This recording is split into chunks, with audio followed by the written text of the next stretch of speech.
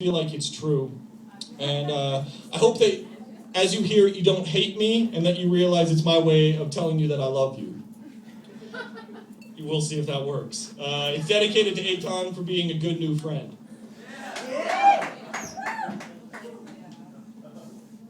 This is called Orthodox Caveman, which is also happens to be the name of my favorite Sunn song. Take my shirt off, I'm hot. I still have a t-shirt. Oh, and here are my pasties. This is called Orthodox Caveman for Eitan, and thanks very much to everyone for listening, and we're friends now, so don't be mad at me. My evolutionary chart reads as such. After years of trying to create life, a primordial ooze causes my mom's stomach to swell. Using ultrasound technology, scientists find that within months, the organism looks like the bastard offspring of a baby bird and Mr. Burns. After a gestation period of 9 months, I punch danced my way out of Badge City, breaking my mom's tailbone in the process, developing lungs made for speed talking. Learning to crawl on all fours, my African savannah was a haunted house in Kitchener. I was content to forage for attention and toys until the birth of my little sister.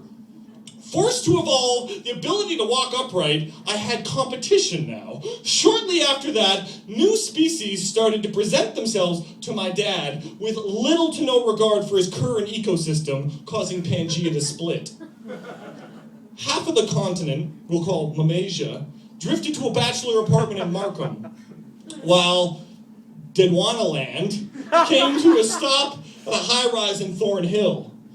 My sister and I would migrate back and forth, pelts of worn-out teddy bears, poor kid haircuts, bargain Harold's loincloths. Jump forward a few years. The continents have split into even smaller sections, and yet the world seems to be coming together. Our homelands now live on opposite shores of the same small town. My sister and I settled in with Mother Nature. Government housing sheltered us from the elements. Primitive communication began to scrawl itself across cave paintings where W's were symbolic representations of R's, like Cowie and Spenso's Big Advensos. We fought tooth and nail through a brutal ice age. Suspended from school for hitting a teacher in the face. My head slammed into a wall by a disappointed father, knocking a classmate's front teeth out when he cut in front of me at a water fountain. Seeing my mom's head split open like angry fault lines when the mate she thought she had left behind smashed her face into a way out. The awful realization that shaving my hair into a mohawk makes me incredibly appetizing to the apex predators of rural Ontario. The stitches and broken bones incurred as you attempt to domesticate the skateboard. My favorite uncle killing himself and then having all of my aunts and uncles and my dad tell me that I'm exactly like him. Hearing early reports of the Columbine school shooting and thinking with your friends about how much nicer your life would be if the tough guys at your school were dead. Caught headbutt after headbutt after headbutt after headbutt like snowflakes landing on your tongue, with arms held back like they didn't meet the dress code. Finding a mentally challenged kid on the side of the street, barely conscious after a bunch of the cool kids from your high school heard that his parents are going to be out of town for the weekend, funneled fucking liquor down his pipes until his heart started nodding off. Having to take him to the hospital, squeeze his hand while doctors force tubes up his dick and down his throat, while he continually asked me, why would my friends do this to me? Embracing straight edge. Survival of the soberest.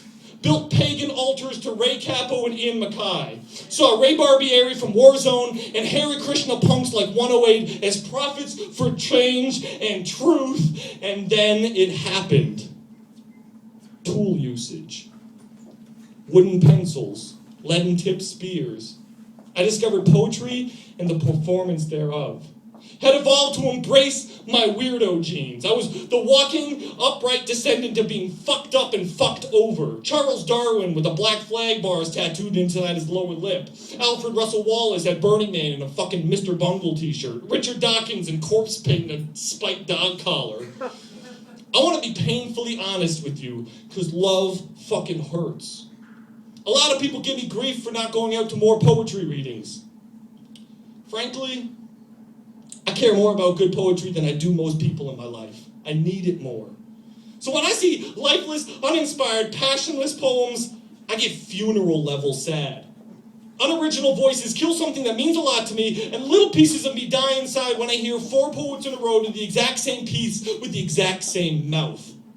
This isn't a rant, some soapbox diatribe. This is a fucking Feed the Children commercial. A poetic manifesto that people who cringe at the idea of going to a poetry reading can get behind. This is a get well soon card left next to a comatose soliloquy. I pull up a chair next to the hospital bed, stay up late, read Andrea Thompson, R.C. Wisłowski, Amiri Baraka, Lenny Bruce, and John Giorno to it. Whisper sings sweet lullabies by the 4 Horsemen and the Thugs to it. Rub its feet, fluff its pillow so it knows that somebody still gives a shit. Makes like a paraplegic guitar solo, sit there and rock it. I'm not going anywhere, baby. And my hand to the Lord, I do not think for a split second that I am better than anybody else. I just think that some people don't realize that they are better than they think. I'm no messiah. At best, I'm a mess, depressed, stressed, drunk, with a drug-free tattoo on my chest. I'm not trying to preach to you, but if I can help a single lost soul realize that their God-given voice is better than one of those fucking stupid YouTube clips of a shit rapper or cliched black beret-wearing comedy skit that stained their tongue black with death, then I can go extinct a happy caveman. Thank you very much.